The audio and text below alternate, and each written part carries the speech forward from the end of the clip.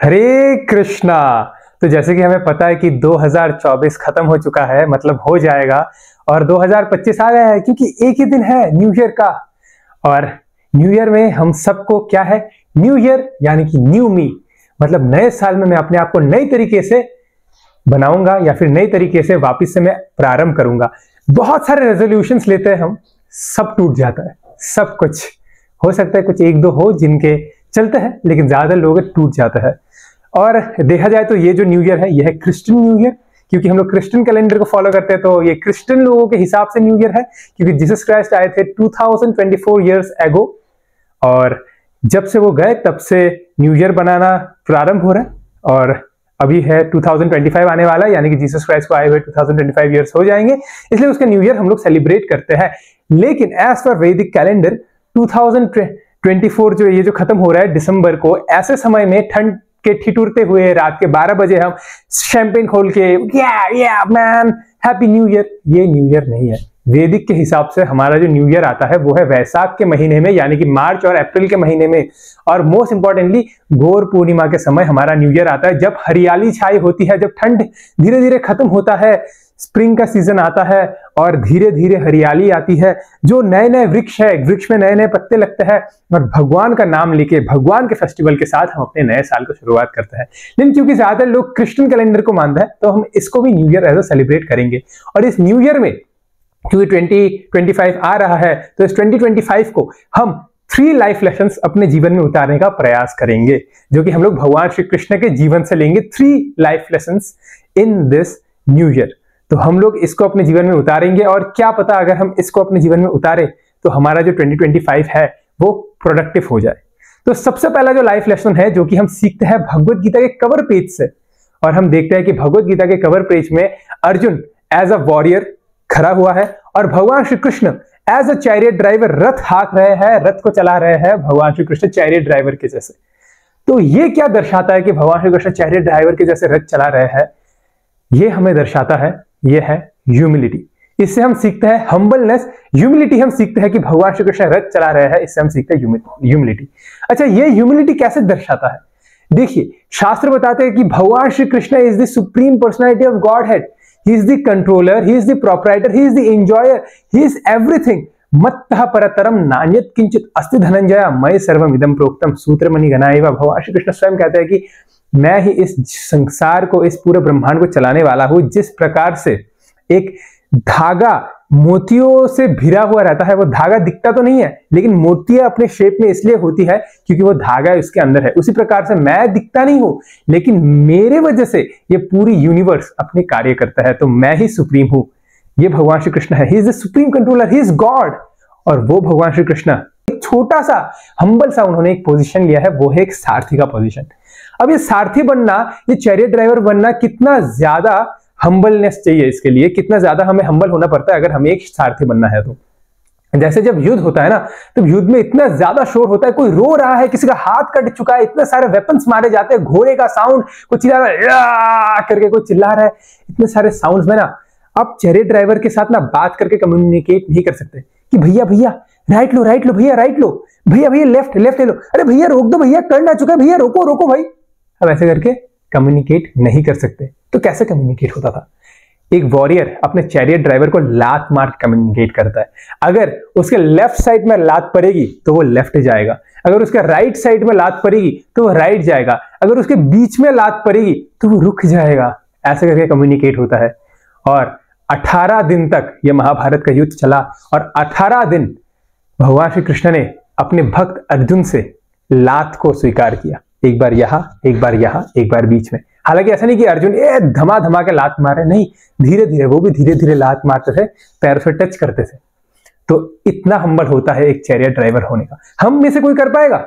हम में से कोई कर पाएगा? हम अपने ड्राइवर को बोले जी ड्राइवर जी आज गाड़ी हम चलाएंगे, आप पीछे बैठो, अगर राइट जाना हो तो इस गाल में थप्पड़ मारना, अगर लेफ्ट जाना हो तो इस गाल में थप्पड़ मारना, और अगर रोकना हो तो मेरे बालों को खींच देना। कितने लोग करेंगे? और ड्राइवर भी एकदम फायदा उठाएगा, रुक जा तेरे को दिखाता हूं, राइट ठशाक, लेफ्ट ठप, ड्राइवर भी फायदा उठाएगा। लेकिन भगवान श्री कृष्ण देखिए इतने हम्बल है, वो बैठे हैं और एक चैरियट ड्राइवर का वो रोल स्वीकार करते हैं पूरे ब्रह्मांड के स्वामी होने के बाद भी। तो इसलिए हमें भी कभी कभी हम्बल होना पड़ता है, परिस्थितियों को समझ के, क्राइसिस सिचुएशन को समझ के हमें भी कभी कभी हम्बल बन के अपने जीवन को चलाना पड़ता है। जैसे जब बहुत ही तेजी से तूफान आता है ना, तब जो लंबे लंबे वृक्ष होते हैं, जो सीधे खड़े होते हैं ना जो वृक्ष, वो क्या होता है, वो उखाड़ के लिए चले जाते हैं। लेकिन जो घास का तिनका होता है वो झुक जाते हैं, और जो तूफान होता है वो ऊपर से चला जाता है, और जैसे ही तूफान चला जाता है वो घास का तिनका वापस से खड़ा हो जाता है।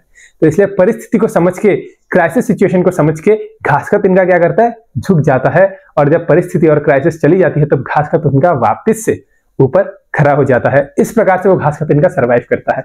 तो हमें भी हम्बलनेस का पालन करना चाहिए, हमें भी ह्यूमिलिटी का पालन करना चाहिए। जैसे आप देखिए रामायण के समय जब हनुमान जी जा रहे थे रामेश्वरम से लंका की ओर, साउथ से जब वो लंका की ओर जा रहे थे ना, जो समुद्र था उसके बीच में जब वो जा रहे थे, तब एक राक्षसी आई जिसका नाम था सूरसा।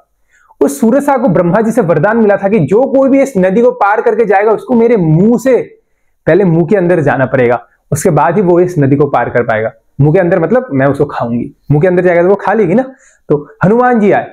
अब सूरसा ने कहा कि देखो हनुमान, ऐसे तुम नहीं जा पाओगे, पहले तुमको मेरे मुख में प्रवेश करना होगा तभी तुम जा पाओगे, ब्रह्मा जी का वरदान है। हनुमान ने कहा देखो मैं अभी मुख में प्रवेश नहीं कर सकता, मुझे श्री राम की सेवा में है, पहले मुझे सीता मैया को ढूंढना है, उसका सीता मैया जब मुझे मिल जाएगी तब मैं वो जाके राम जी को बताऊंगा, और राम जी को बताने के बाद जब हम सीता मैया को वापस से रावण से लेके आएंगे तब मैं तुम्हारे मुंह में अवश्य प्रवेश करूंगा, सूरसा मुझे जाने दो। लेकिन सूरसा नहीं मानी। सूरसा ने कहा नहीं तुमको अभी प्रवेश करना पड़ेगा। सूरसा ने अपना मुंह खोल लिया। सूरसा का मुंह इतना बड़ा, हनुमान जी इतने बड़े हो गए। सूरसा ने मुंह इतना बड़ा कर लिया, हनुमान जी और बड़े हो गए। सूरसा ने और बड़ा किया, हनुमान जी और बड़े हो गए। ऐसे करते करते सूरसा ने अपना मुंह 100 योजन का कर लिया। वो समुद्र जो था ना वही 100 योजन का था, यानी कि एक योजन में होता है 8 माइल्स, यानी कि 8 माइल्स का मुंह कर लिया सूरसा ने अपना।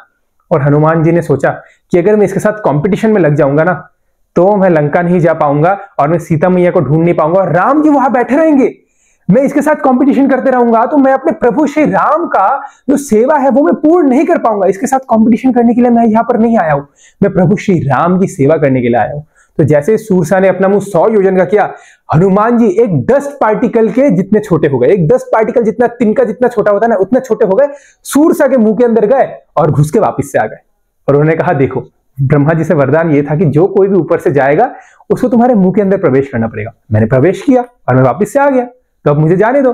और सूरसा बहुत ही ज्यादा प्रसन्न हुई कि हे हनुमान तुम इतने बुद्धिमान हो, हे हनुमान ज्ञान गुण सागर, तुम इतने बुद्धिमान हो, ज्ञान के सागर हो तुम हनुमान, जाओ मैं तुम्हें आशीर्वाद देती हूँ कि तुम अपने इस सेवा में सफल हो। तो इस प्रकार से हमें कभी कभी दूसरों को दिखाने के लिए इतने कंपटीशन में नहीं लगना चाहिए, कभी कभी हम्बल भी हो जाना चाहिए। चलिए आप जीते हम हारे, ऐसा।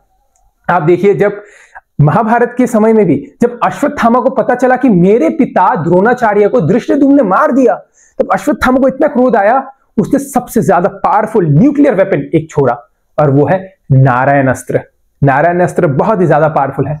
नारायण अस्त्र क्या करता है, जो कोई भी नारायण अस्त्र छोड़ता है, और मानो मैंने नारायण अस्त्र किसी के ऊपर छोड़ा और अगर सामने वाले पार्टी कोई अस्त्र छोड़े नारायण अस्त्र को मिटिगेट करने के लिए, नारायण अस्त्र को मारने के लिए, तो वो जो अस्त्र है वो भी नारायण अस्त्र के साथ मिल जाता है और सामने वाली एनिमी की तरफ और तेजी से बढ़ता है। अब इस नारायण अस्त्र से बचने का बस एक ही तरीका है, वो है इस नारायण अस्त्र के सामने झुक जाओ और झुक के कहो आई एम सॉरी नारायण अस्त्र, मुझसे भूल हो गई, मैं आपके शरण में हूं, मुझे माफ कर दीजिए नारायण अस्त्र। ये नारायण अस्त्र से आप ऐसे ही बच सकते हो, हाथ जोड़ के झुक के। तो कृष्ण ने जैसे ही देखा अश्वत्थामा ने नारायण अस्त्र छोड़ दिया, कृष्ण ने सबको कहा सब लोग झुक जाओ, सब लोग झुक जाओ, ये मेरा ही अस्त्र है, सब लोग झुक जाओ। अब कृष्ण का अस्त्र है, कृष्ण को तो कुछ नहीं करेगा ना, ये नारायण अस्त्र मेरा ही अस्त्र है, सब लोग झुक जाओ, इससे आप युद्ध नहीं कर सकते, जो भी आप इसकी तरफ फेंकोगे ये उसके पावर को अपने अंदर लेके और तेजी से आपके अंदर घुसेगा। अब सब झुक जाओ, सब झुक गए, लेकिन भीम नहीं झुके। I am the most powerful, most herculean, most wonderful Bhima, मैं क्यों झुकूं, मुझसे ज्यादा शक्तिशाली कौन है, हम सर कटा सकते हैं लेकिन सर झुका सकते नहीं, इंशाल्लाह तो आपका सर जरूर कटेगा। तो इसलिए भीम कहा मैं नहीं झुकने वाला, मैं नहीं झुकने वाला। तो भगवान श्री कृष्ण ने क्या किया, अपनी पूरी शक्ति से गए और भीम का सर एकदम मिट्टी में लगा दिया। भीम सोचने लगा भाई 10,000 हाथियों का बल है मेरे अंदर, ये कृष्ण को तो मैं मजाक मजाक में उठा लेता था कभी, इस कृष्ण ने मेरा गर्दन पकड़ के मुझे नीचे कर दिया। और ऐसे करके नारायण अस्त्र वापिस से चला गया। जब भीम खड़ा था तो नारायण अस्त्र एकदम तेजी से उसकी तरफ दौड़ के आ रहा था, लेकिन जैसे ही कृष्ण ने भीम को नीचे किया तो नारायण अस्त्र चला गया। तो तो परिस्थिति को देख के हमें झुकना सीखना चाहिए। एक बार गंगा से पूछा समुद्र ने कि गंगा तुम जब आती हो तो अपने साथ बड़े बड़े क्या करते हो, बड़े बड़े पत्थर को लेके आते हो, बड़े बड़े वृक्षों को लेके आते हो, कभी छोटे छोटे घास के तिनके को क्यों नहीं लेके आते? तो गंगा ने कहा देखिए मेरा जो करंट है ना वो इतना फास्ट है, मेरा जो तेज है ना वो इतना फास्ट है कि जो बड़े बड़े वृक्ष है ना वो खड़े रहते हैं, तो वो उसको मैं बहा के अपने साथ तोड़ के अपने साथ लेके आती हूँ। ये जो घास का तिनका है ना वो झुक जाता है, तो मैं उनके ऊपर से बह जाती हूँ। तो इसलिए हमें कभी कभी परिस्थिति को देख के झुक जाना चाहिए। और कृष्ण भी ऐसा है, वो भी हम्बलनेस की मूर्ति है। जब राजसूय यज्ञ हुआ तब भगवान श्री कृष्ण जो कि सुप्रीम लॉर्ड है, उन्होंने क्या लिया? उन्होंने एक हम्बल पोजीशन लिया। जितने भी सारे गेस्ट आएंगे मैं सारे गेस्ट के चरण धोऊंगा। भगवान श्री कृष्ण चरण धोते थे राजसूय यज्ञ में, जितने भी सारे गेस्ट आते थे। तो इतने हम्बल है हमारे भगवान श्री कृष्ण। तो पहला जो क्वालिटी हम उनसे सीखते हैं वो है भगवत गीता के कवर पेज से, वो है हम्बलनेस, कि भगवान होने के बाद भी वो अपने भक्त का रथ हाँक रहे हैं, एक सारथी बन रहे हैं। और दूसरा जो हम सीखते हैं भगवान श्री कृष्ण से वो है वैल्यूइंग रिलेशनशिप। हमें अपने रिलेशनशिप को ज्यादा वैल्यू करना चाहिए अपने अकम्प्लिशमेंट से, अपने उपाधियों से। अपने अकम्प्लिशमेंट से ज्यादा हमें अपने रिलेशनशिप को वैल्यू करना चाहिए। जैसे आप देखिए भगवान श्री कृष्ण ने 18 दिन तक महाभारत के युद्ध में सारथी बने।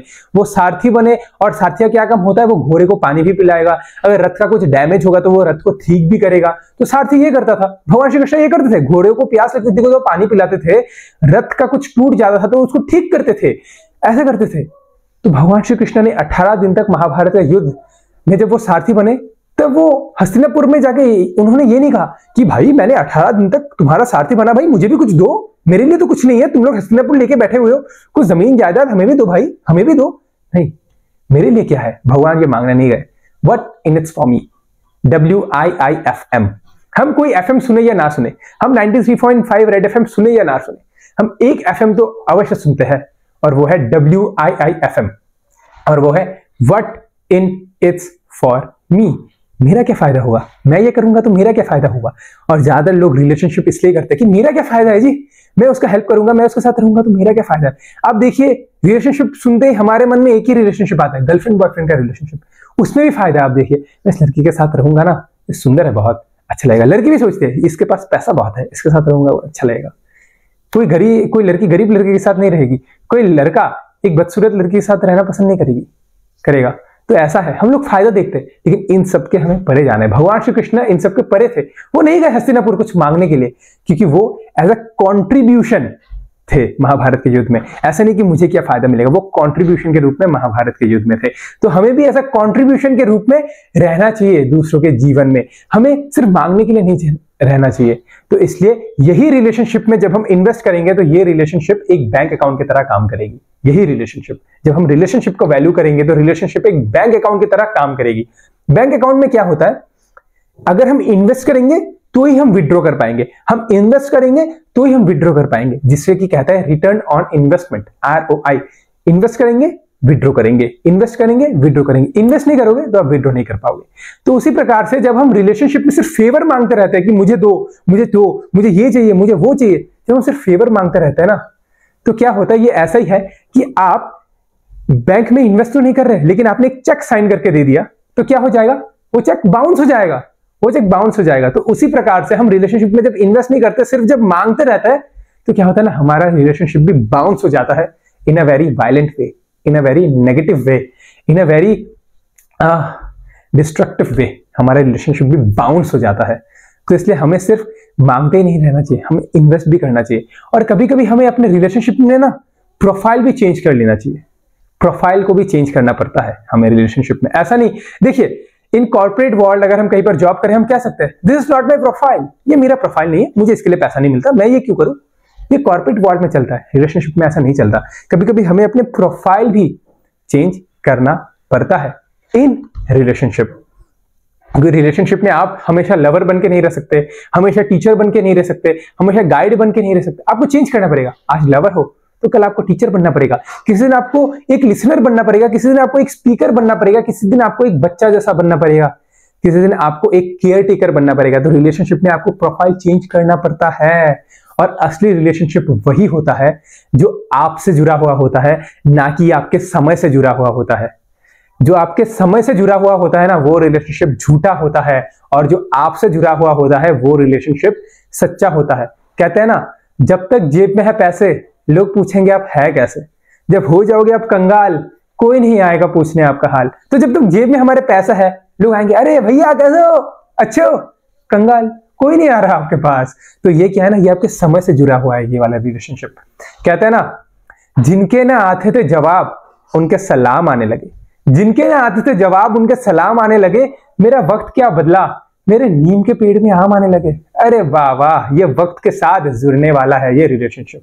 तो जो रिलेशनशिप आपके वक्त के साथ जुड़ा हुआ है ना, कि आज आप अच्छे हो, आज आपके पास पैसा है तो लोग आपके साथ है, वो रिलेशनशिप झूठा है। जब आपके पास कुछ नहीं है तब आपके साथ कौन है। जैसे भगवान श्री कृष्ण, आप कृष्ण को ही देखिए, जब पांडव इंद्रप्रस्थ के राजा थे तब भी भगवान श्री कृष्ण उनके साथ थे। जब पांडव वनवास चले गए तब भी भगवान श्री कृष्ण उनके साथ थे। जब पांडव महाभारत का युद्ध किया तब भी भगवान श्री कृष्ण उनके साथ थे। जब पांडव ने हस्तिनापुर का राज्य गद्दी को स्वीकार किया तब भी भगवान श्री कृष्ण उनके साथ थे। तो भगवान श्री कृष्ण समय से नहीं जुड़े हुए थे, भगवान श्री कृष्ण उन पांडवों से जुड़े हुए थे। भगवान श्री कृष्ण उनके अंदर इन्वेस्ट करते थे कि ये मेरे अपने ही तो है, ये मेरे ही तो है। इसलिए भगवान श्री कृष्ण ऐसे उनके साथ रहते थे। वो समय के साथ नहीं, वो उनके साथ जुड़ते थे कि अभी अभी मैं इनके साथ नहीं रहूंगा तो कौन रहेगा। तो इसे कहते हैं रिलेशनशिप। और याद रखे, जब भी मैं रिलेशनशिप कह रहा हूं, इसका मतलब ये नहीं कि गर्लफ्रेंड बॉयफ्रेंड वाला ही रिलेशनशिप। एक हस्बैंड वाइफ का भी होता है, एक माँ और बच्चे का भी होता है, एक माता पिता का भी होता है, एक पार्टनर के साथ भी होता है, एक दोस्तों के साथ भी होता है, रिलेटिव्स के साथ भी होता है। तो बहुत तरीके के रिलेशनशिप है, सिर्फ गर्लफ्रेंड बॉयफ्रेंड का ही मत सोच के बैठिए। तो ऐसा होता है रिलेशनशिप। और कभी कभी हम रिलेशनशिप को इसलिए भी कॉम्प्रोमाइज करते हैं अपने ईगो के चक्कर में, उसको कुछ दिखाने के लिए कि देखो यार मैं भी कुछ हूं, मैं भी कुछ हूं, मैं भी कुछ करता हूं, मैं भी कुछ हूं। तो इस दिखाने के लिए हम रिलेशनशिप को कॉम्प्रोमाइज कर देते हैं। लेकिन हमेशा अगर हम ईगो में रिलेशनशिप को कॉम्प्रोमाइज कर देते हैं ना, तो जो लोग अपने ईगो को दिखाने के लिए रिलेशनशिप को कॉम्प्रोमाइज कर देते हैं, वो लोग लास्ट में अकेले रह जाते हैं। उनके साथ फिर लास्ट में कोई नहीं रहता, क्योंकि वो लोग दूसरों को यूज करते हैं ताकि वो आगे बढ़ सके अपने जीवन में। दूसरों को यूज करेंगे हम आगे बढ़ने के लिए। इस प्रकार से वो रिलेशनशिप को कॉम्प्रोमाइज करते हैं और आगे बढ़ते हैं। आगे तो बढ़ जाते हैं लेकिन अकेले रहते हैं, लोनली रहते हैं, हॉलो एंड शैलो रहते हैं। और उसी हॉलोनेस को, शैलोनेस को भरने के लिए वो लोग फिर शराब पीते हैं, सिगरेट फीकते हैं, फाफा फूफू करते हैं। तो हमें क्या होता है ना, रिलेशनशिप में हमें कभी कभी प्रोफाइल चेंज करना पड़ता है। और एक लीडर कभी नहीं कहता कि दैट्स नॉट माय प्रोफाइल। एक बॉस कह सकता है कि ये मेरा प्रोफाइल नहीं है, एक एम्प्लॉय कह सकता है ये मेरा प्रोफाइल नहीं है, लेकिन एक लीडर कभी नहीं कहता दैट्स नॉट माय प्रोफाइल। क्योंकि लीडर हमेशा कंट्रीब्यूट करता है। हम हमेशा उपाधियों के पीछे भागते हैं, हम हमेशा टाइटल के पीछे भागते हैं, ये टाइटल, वो टाइटल, ऐसा टाइटल, वैसा टाइटल, इसको ग्रैब कर लो, उसको ग्रैब कर लो, हमेशा टाइटल के पीछे भागते हैं। लेकिन एक लीडर, हमें ये मिसकंसेप्शन भी है कि लीडर का मतलब एक टाइटल है। जब तक एक टाइटल मिल गया, लीडर का टाइटल मिल गया मतलब मैं लीडर नहीं। लीडर का मतलब टाइटल नहीं है, लीडर टाइटल के पीछे नहीं भागता। लीडर का मतलब टचिंग अदर्स पीपल हार्ट, दूसरों के हृदय को छूना। इसलिए तो कहता है first touch person's heart then ask for hand. First touch the heart then ask the hand. पहले हृदय को छुओ फिर हाथ मांगो। इसलिए भगवान श्री कृष्ण ने भी ऐसा किया, उन्होंने अपना प्रोफाइल चेंज किया। वो सारथी थे, वो गुरु बन गए, और अर्जुन वॉरियर था, वो शिष्य बन गया। ऐसा है भगवान श्री कृष्ण, प्रोफाइल चेंज किया। उन्होंने ये नहीं कहा अरे भाई मैं साथ हूं, मुझे क्या कह रहे हो, डिप्रेशन हो रहा है, युद्ध नहीं लड़ो, मत लड़ो मत करो, चले जाओ भाई, मुझे क्यों कह रहे हो। नहीं, भगवान श्री कृष्ण को जरूरत पड़ने पर वो गुरु भी बन गए और अर्जुन को ज्ञान दिया। और अर्जुन को जरूरत पड़ने पर वो वॉरियर से क्या बन गए, एक शिष्य भी बन गए और उन्होंने ज्ञान स्वीकार किया। इस प्रकार से दोनों ने एक दूसरे के हार्ट को छुआ और फिर हाथ को मांगा। ऐसे करके एक दूसरे ने एक दूसरे के रिलेशनशिप में कंट्रीब्यूट किया। तो इसलिए हमें हमेशा रिलेशनशिप को कॉम्प्रोमाइज नहीं करना चाहिए, हमें रिलेशनशिप को साथ लेके चलना चाहिए। और कभी कभी हम रिलेशनशिप को कॉम्प्रोमाइज इसलिए भी कर देते हैं क्योंकि एक कल्चर बन चुका है। क्या कल्चर बन चुका है कि एक कल्चर हमने ऐसा बना लिया है कि external success, external accomplishments are more important than relationship. हमने ऐसा कल्चर बना लिया है कि बाहरिक सक्सेस, बाहरिक जो बाहर से जो हमें मिल रहे हैं ना, वो ज्यादा इंपॉर्टेंट है आसपास के अपनों के रिलेशनशिप से ज्यादा। और इसलिए हम लोग लास्ट में अकेले रह जाते हैं। आप सोचिए, आपको एक टापू में रख दिया जाए, एक आइलैंड में भेज दिया जाए जिसमें हर तरीके की फैसिलिटीज हो, आपको जो चाहिए मिलेगा, जो चाहिए, खाने की वस्तु हो, रहने की वस्तु हो, देखने की वस्तु हो, छूने की वस्तु हो, सब मिलेगा, लेकिन कोई व्यक्ति नहीं रहेगा आपके साथ, आपको अकेला ही रहना पड़ेगा। बाकी आपको किसी भी चीज की कमी नहीं होगी। आपका हेल्थ खराब होगा तो मेडिसिन भी आ जाएगा, आपको जो होगा सब चीज आपको मिलेगी, लेकिन कोई व्यक्ति नहीं मिलेगा, आप किससे बात नहीं कर पाओगे। कितना दिन तक एंजॉय करोगे? ज्यादा से ज्यादा 1 महीना, 6 महीना, उसके बाद आप कहोगे यार ये सब ले जाओ, कोई व्यक्ति ले आओ यार जिसके साथ मैं बात कर सकूं। तो इसलिए अल्टीमेटली हमें भी किसी की जरूरत है और इसलिए हमें रिलेशनशिप को ज्यादा इंपॉर्टेंट देना चाहिए एक्सटर्नल उनके साथ, एक्सटर्नल अफेयर्स के साथ। कहते हैं ना, उन्हें कामयाबी में सुकून नजर आया तो भागते रहे और हमें सुकून में कामयाबी नजर आई तो हम ठहर गए। तो हमें इसलिए रिलेशनशिप को ज्यादा फोकस देना चाहिए। तो ईगो के चक्कर में रिलेशनशिप को किनारे नहीं कर देना चाहिए। कहते हैं ना, जब अपनों से लड़ने की बात आए, जब अपनों से लड़ने की बात आए तब हार जाया करो, जब अपने से लड़ने की बात आए तब जीत जाया करो। लेकिन हम क्या करते हैं, अपनों के साथ तो जीत जाते हैं और अपने साथ हार जाते हैं, अपने ईगो के साथ हार जाते हैं, अपने डिप्रेशन के साथ हार जाते हैं, अपने एंगर के साथ हार जाते हैं, अपने टेंशन के साथ हार जाते हैं और अपनों से जीत जाके तू क्या है, हम भी ये है, हम भी वो है, ये करके हम अपनों से तो जीत जाते हैं लेकिन अपने साथ हार जाते हैं। ऐसा नहीं करना। In a relationship we need to always remember that कि अपनों से हारो और अपने से जीतो, तभी आप एक अच्छा व्यक्ति बन पाओगे। तो सेकंड जो हम लाइफ लेसन सीखते हैं भगवान श्री कृष्ण से, वो है वैल्यूइंग रिलेशनशिप। अगर हम रिलेशनशिप को वैल्यू करेंगे तो रिलेशनशिप हमें वैल्यू करेगी और हम एक अच्छा जीवन जी पाएंगे। और तीसरा क्या है, तीसरा मोस्ट इंपॉर्टेंट जो हम सीखते हैं भगवान श्री कृष्ण से, वो है द आर्ट ऑफ लिसनिंग। सुनना चाहिए हमें, हम सुनते नहीं है कभी भी किसी की। भगवान श्री कृष्ण सुनते हैं, हमेशा सुनते हैं। देखिए, जब भगवत गीता बोली गई ना, भगवत गीता का जो फर्स्ट चैप्टर है उसमें सिर्फ अर्जुन बोल रहा है। सेकंड चैप्टर में भी वर्स नंबर 37 तक अर्जुन ही बोल रहे हैं, सिर्फ अर्जुन बोल रहा है, अर्जुन बोल रहे हैं। भगवान श्री कृष्ण ने ऐसा नहीं कहा, अरे अर्जुन रुक जा भाई, मैं परमात्मा हूं भाई, मैं तेरे हृदय में बैठा हूं परमात्मा के रूप में, मुझे सब पता है, तू बोले जा रहा है, बोले, अरे सुन ले भाई, चुप बैठ, मैं बोल रहा हूं। नहीं, भगवान श्री कृष्ण सुन रहे, क्योंकि जब तक हम नहीं सुनेंगे ना, तब तक हम दूसरों को बता भी नहीं पाएंगे। अगर आप चाहते हो कि दूसरे आपकी बात सुने तो आपको भी दूसरों की बात सुननी पड़ेगी। तो भगवान श्री कृष्ण सुनते हैं, सुना उन्होंने अर्जुन की बात, उसके बाद उन्होंने बताया। ज्यादातर लोग सुनते ही नहीं है, ज्यादातर लोग सुनना ही नहीं चाहते, क्योंकि वो सुनते नहीं है तो कोई और भी उनके बात नहीं सुनता। 80% प्रॉब्लम क्यों है पता है हमारे रिलेशनशिप में, हमारे आसपास के लोगों के साथ 80% प्रॉब्लम इसलिए है क्योंकि हम सुनते ही नहीं है उनकी बातें, क्योंकि हम कभी नहीं सुनते उनकी बातें, और क्योंकि हम उनकी बातें नहीं सुनते तो इसलिए हमारे प्रॉब्लम बढ़ते जाते हैं। 80% प्रॉब्लम सॉल्व हो जाएगी अगर हम सिर्फ एक दूसरे की बातों को सुन ले, बैठ के एक दूसरे की बातों को सुन ले और सुन के सॉल्व करें। हम सुनते ही नहीं है। कोई कुछ बोला, अरे अरे ऐसा नहीं हुआ था, ऐसा हुआ था, अरे रुक जा, पहले सुन तो लो उसको बात, फिर आप बोलिए ना, फिर आप बोलिए ऐसा। लेकिन हम सुनते नहीं है। और भगवान श्री कृष्ण ने सुना, सिर्फ अर्जुन की नहीं, वो सिर्फ इंसानों की नहीं सुनते कृष्ण, उन्होंने तो जानवर की भी सुने, उन्होंने तो एक बर्ड, एक पंछी का भी उन्होंने बात सुना। जब महाभारत का युद्ध होना था ना, तब एक तरफ कौरव, एक तरफ पांडव और बीच में एक पंछी था, और उस पंछी के 3 अंडे थे उसके साथ, उसका एक घोंसला था, पंछी का घोंसला था, उसमें 3 अंडे थे, एक पंछी थे। वो पंछी देख रहा है, अरे भाई बाप रे बाप, यहां से भी इतने लोग, यहां से भी इतने लोग, इतने लोग इकट्ठा क्यों हो गए, ये लोग इकट्ठा क्यों हो गए, अब मेरे बच्चों का क्या होगा, मेरे बच्चों का क्या होगा। तब अचानक से एक रथ आया बीच में और वहां पर आके खड़ा हो गया जहां पर वो पंछी था और 3 अंडे थे उसके, और वो रथ में 2 व्यक्ति थे और वो दोनों एक साथ बात करने लग गए। और पंछी उनको बोलने लगे, अरे भाई तुम दोनों जो भी हो, तुम दोनों जो भी बात कर रहे हो, प्लीज मेरे बच्चों को छोड़ दो यार, मेरे बच्चों को छोड़ दो, ये लोग अंडे हैं, अंडे इनको छोड़ दो प्लीज, इनको तोड़ो मत, इनको छोड़ दो, इन बच्चे को छोड़ दो। और वो दोनों बात किए, 45 मिनट उन्होंने बात किया, फिर वो वापस से अपने तरफ चले गए। पंछी ने सोचा, भाई अब इन्होंने तो कुछ सुना नहीं, अब देखो मैं इन अंडों के साथ रहूंगी, मैं भी मर जाऊंगी, मैं चली जाती हूँ, किसी दूर वृक्ष में जाके बैठ जाती हूँ, अब क्या कर सकते हैं, भगवान की यही इच्छा है। टूटे टूटे वो 45 मिनट जो बात हुई थी वो भगवत गीता थी कृष्ण और अर्जुन के बीच में, और वो पंछी उड़ के चले गए, उन्होंने एक वृक्ष में बैठ गए वो पंछी। अब क्या हुआ, महाभारत का युद्ध प्रारंभ हुआ। कृष्ण ने कहा अर्जुन से, अर्जुन वो जो हाथी दिख रहा है ना, उस हाथी के गले में जो घंटी है ना, उस पे तीर मारो। अर्जुन ने पूछा, क्या घंटी में तीर मारो है? जो हाथी में बैठा है उसको नहीं मारना, हाथी को भी नहीं मारना, तो घंटी में मारना है। हाँ अर्जुन घंटी में मारो, देखो तुमने खुद कहा भगवत गीता में, शिष्यस्तेहम शादीमाम त्वाम प्रपन्नम, आप जैसा कहोगे मैं वो करूंगा भगवान, तो तुमने कहा है करिष्ये वचनम तवा, तो करो ना, मैं बोल रहा हूं उस घंटी में मारो, घंटी में मारो। तो अर्जुन ने कहा ठीक है, शाक उसने घंटी में मारा तीर, और वो घंटी जाके एकदम उस घोंसले के ऊपर गिरा, घोंसले के ऊपर गिरा और चारों तरफ से घोंसला एकदम इंटैक्ट एक जगह पर। और 18 दिन तक जो युद्ध चला, क्षत्रियों का गरम गरम खून उधर पे जा रहा है और उस अंडे को गरमाइश भी मिल रही है, गरमाइश भी मिल रही है गरम गरम खून से।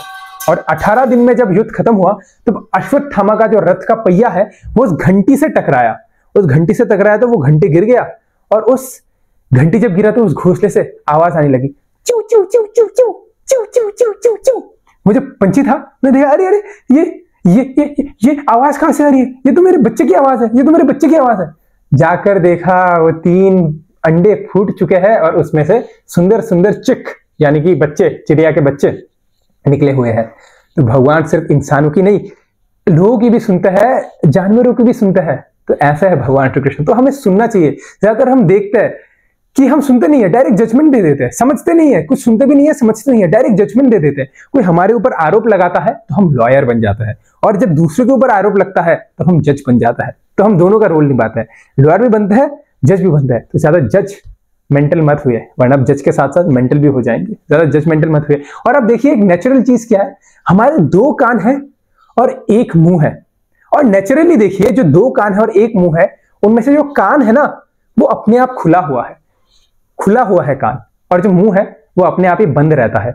इसका मतलब क्या है कि सुनो ज्यादा, बोलो कम। सुनना चाहिए हमें ज्यादा, इसलिए तो कहते हैं सुनो सुनाओ लाइफ बनाओ। लाइफ तो बनेगी, सुनकर ही लाइफ बनेगी। हम सुनते नहीं है, इसलिए हम फंसते जाते हैं इस संसार में ज्यादा से ज्यादा। तो हमें सुनना चाहिए। आजकल बच्चे माता पिता की क्यों नहीं सुनते जी, ये सुनता नहीं है हमारा बात। माता पिता कहते सुनते नहीं है, नालायक हो चुका है, बदमाश हो चुका है, 1 नंबर का, खोटा कहीं का ना हो तो सुनता नहीं है, बदतमीज कहीं का। बच्चों से पूछो आप क्यों नहीं सुनते माता पिता के? ये लोग भी हमारी नहीं सुनते ना, कभी सुनते ही नहीं है हमारी। तो क्योंकि माता पिता बच्चे की नहीं सुनते, तो इसलिए बच्चे भी माता पिता की नहीं सुनते। तो हमें एक दूसरे का हमेशा सुनना चाहिए, और जब सुनेंगे तभी हम अपने जीवन को एक अच्छा अस्तित्व, एक अच्छा पर्पस दे पाएंगे अगर हम सुनेंगे। तो तीसरा क्वालिटी जो मोस्ट इंपॉर्टेंट क्वालिटी है भगवान श्री कृष्ण का, वो हमें सुनना चाहिए। दूसरों से हमें सुनना चाहिए, तब जाकर ही हम भक्ति में या किसी भी चीज हो उसमें आगे बढ़ पाएंगे। तो इस 2025 में हमें 3 चीजें अपने जीवन में उतारनी है। सबसे पहला है ह्यूमिलिटी, हम्बलनेस, परिस्थिति को देख के हमें हम्बल होना है। तीसरा है रिलेशनशिप, वैल्यूइंग रिलेशनशिप। अगर हम रिलेशनशिप को वैल्यू नहीं करेंगे ना तो हमें भी कोई वैल्यू नहीं करेगा। तो हमें रिलेशनशिप को वैल्यू करना है। पहला हम्बलनेस, तीसरा रिलेशनशिप, और दूसरा रिलेशनशिप, और जो तीसरा है वो है most important, listen to your partner. हमें सुनना चाहिए, अपने आसपास के सुनना चाहिए। देखिए जो हमारा जो फ्लैश लाइट होता है, अगर कभी फ्लैश लाइट डिम हो जाए तो हम क्या करते हैं? बैटरी चेंज करते हैं, फेंकते तो नहीं है ना, बैटरी चेंज करते हैं या फिर चार्ज करते हैं। अगर चार्जिंग वाला है तो चार्ज करते हैं, और बैटरी वाला है तो बैटरी चेंज करते हैं, फेंक नहीं देते उस क्या कहते हैं उस फ्लैश लाइट को या टॉर्च लाइट को। तो हमारा पार्टनर भी एक टॉर्च लाइट जैसा ही है, एक फ्लैश लाइट जैसा भी है। जब फ्लैश लाइट डिम हो जाता है, चार्ज जब खत्म हो जाता है, तो फ्लैश लाइट में कभी कभी AA बैटरी लगती है। वो AA बैटरी क्या है? Attention and affection. तो हमारे पार्टनर को भी कभी कभी AA बैटरी चाहिए, अटेंशन एंड अफेक्शन। कभी कभी AAA बैटरी लगती है उस फ्लैश लाइट में, तो हमारे पार्टनर को भी कभी कभी AAA बैटरी चाहिए। वो AAA बैटरी क्या है? अटेंशन, अफेक्शन एंड एक्सेप्टेंस, स्वीकार करना। तो ऐसे करके हमें स्वीकार करना भी सीखना चाहिए। तो ये 3 चीजें याद रखिए, इस न्यू ईयर में अपने जीवन में उतारिए। Humility, relationship, valuing relationship and listening. ये 3 चीजें अगर हम उतारेंगे तो जरूरत से ज्यादा हम इस 2025 में कुछ ना कुछ इफेक्टिव कर पाएंगे और भक्ति में आगे बढ़ पाएंगे, भगवान श्री कृष्ण की भक्ति अच्छे से कर पाएंगे। आप सभी को हैप्पी न्यू ईयर 2025 की हार्दिक शुभकामनाएं। Hare Krishna. Thank you very much for watching.